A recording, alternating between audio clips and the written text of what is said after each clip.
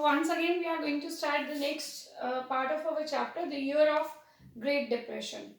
Earlier this topic we have read about the financial condition of Germany, which was very low, and they were helped by USA. So the year from 1924 to 1928 had some stability in Germany because they were having help from USA. But there was a change, and that change was worldwide. It was not only in Germany, it was in whole world. That is called this is called the year of Great Depression, or this event can be called Great Depression. What happened? The Wall Street Exchange of USA.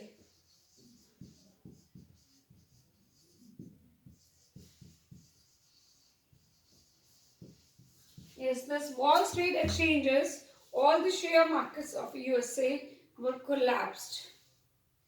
That means all the share cost of all the factories, industries of USA were they become very down. The cost was down.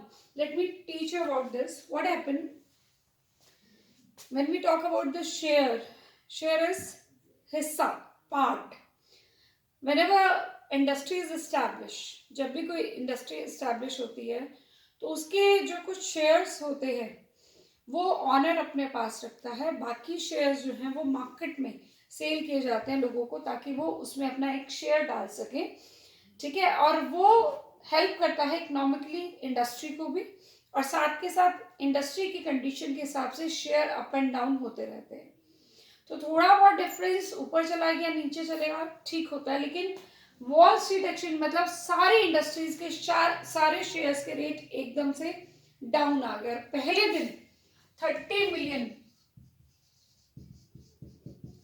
Shares were sold, क्योंकि ये जो आप share की बात यहाँ पर हम लोग कर रहे हैं, वो जो शेयर हैं वो आपस में बेचे भी जाते हैं, खरीदे भी जाते हैं, क्योंकि उनका जो रेट है वो चेंज होता रहता है। तो जिस कंपनी अच्छा नहीं चल रही, उसका इकोनॉमिक कंडीशन अच्छी नहीं है, उसकी प्रोडक्शन अच्छी नहीं है, तो शेयर उसके ऑटोमेटिकली डाउन चले जाते हैं। थोड़ा बहुत डाउन जाते हैं, ज़्यादा भी हो सकते हैं, या फिर अच्छा कर रहे तो उसके जो रेट है बढ़ जाते हैं।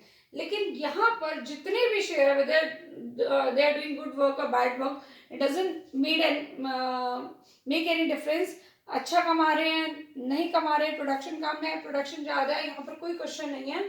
एकदम से वॉल स्ट्रीट एक्सचेंज जो है वो कोलैप्स हुई और 30 मिलियन शेयर्स एक ही दिन में जो है वो सेल हो गए। अब that was the state of great economic depression. ये ग्रेट इकोनॉमिक डिप्रेशन पूरे वर्ल्ड में आ चुका था। The factories were shut down, exports गिर गया, फार्मर्स वर बैडली हिट, ठीक है, और जो लोग हैं उनका पैसा कहीं ना कहीं जाके फंस गया। तो यहाँ पर हम देखेंगे, if you talk about industries or to farmers, every section of the society had bad impact due to this Great Depression, and this bad impact we are talking about only USA. Now you can understand, if a country like USA that was helping other countries, अगर वहां पर इतना बुरा हाल है तो Germany में क्या हाल हुआ होगा। जर्मनी में उससे भी वर्स्ट कंडीशन आ चुकी थी, क्योंकि बहुत सारा जो उनको अपना फाइनेंशियल सेटअप है वो एलाइज को देना पड़ा था, एंड उनको कुछ 6 मिलियन पाउंड जो है वो भी देने पड़े थे, गोल्ड वो सारा दे चुके थे। यूएसए इनको हेल्प कर रहा था। अब यूएसए इतनी क्रिटिकल कंडीशन में हो गया तो कहाँ से जर्मनी की हेल्प करेगा। जर्मनी की इकोनॉमी इतने बुरी कंडीशन में हो चुकी थी, by 1932 इंडस्ट्रियल प्रोडक्शन 40% पर रह गई थी। ये हम बात कर रहे हैं 1929 से 1932 तक। जो वर्कर्स हैं उनकी जॉब्स जा चुकी थी। The number of unemployed was increased on the street of Germany. You could see the people of the Germany, they had placard in their neck, ठीक है, ऐसे करके प्लाकार्ड उन्होंने नेक में डाले होते थे और उस पर लिखा होता था ready to do any work, कि किसी तरह से काम मिल जाए, willing to do any work. जैसे जैसे जॉब खत्म होती गई वैसे वैसे जो यूथ है वो क्रिमिनल एक्टिविटीज में आ गया। देयर वाज टोटल डिस्पेयर, सभी लोग बहुत निराश थे। You can see a picture in your book, it is on page 54। आप देखेंगे यहाँ पर, let me show you if you are able to see this. यहाँ पे सभी लोग लाइन में खड़े हैं। सेकेंड, अगर आप यहाँ पर देखेंगे तो यहाँ पर जो लोग हैं उनको सोने की जगह नहीं मिल रही है। वो यहाँ पर सिर्फ उनको एक रॉड लगी हुई है, उस पर अपना सिर टिकाकर सो सकते हैं, उसके अलावा उनको और कोई भी जगह नहीं मिल रही है। सिर्फ ऑर्गेनाइज वर्कर से वो किसी तरह से मैनेज कर पा रहे थे, लेकिन जितना पैसा उनको मिल रहा था ऑलरेडी उसी में वो संतुष्ट थे। वो नहीं बोल पा रहे थे कि हमारा जो सैलरी है वो बढ़ा दीजिए। ऑर्गेनाइज वर्कर का मतलब जिनकी जॉब्स कंफर्म है, जो गवर्नमेंट के अंडर काम कर रहे थे। यहाँ पे हम उनकी बात करेंगे जिनकी जॉब कंफर्म थी, उनको निकाला नहीं जा रहा था, लेकिन वो नेगोशिएट भी नहीं कर पा रहे थे। नेगोशिएट का मतलब ये नहीं कहते कि हमारी सैलरी बढ़ा दो या मुझे प्रॉब्लम हो रही है, आप कुछ और इंक्रीज कर दो। द वुमेन जब अपने बच्चों के पेट नहीं भर पा रही थी, कि उनको खाना नहीं दे पा रही थी, तो उनके लिए और भी बहुत कंडीशन खराब हो रही थी। तो this is the thing we talk about the economic condition of Germany between 1929 to 32. Now moving to the next point, we are going to understand the political position of Germany. Okay, political position of Germany. Weimar Republic. Yes, Weimar Republic was ruling the country. Weimar Republic was politically fragile. That means weak. उसमें कुछ ऐसे inherited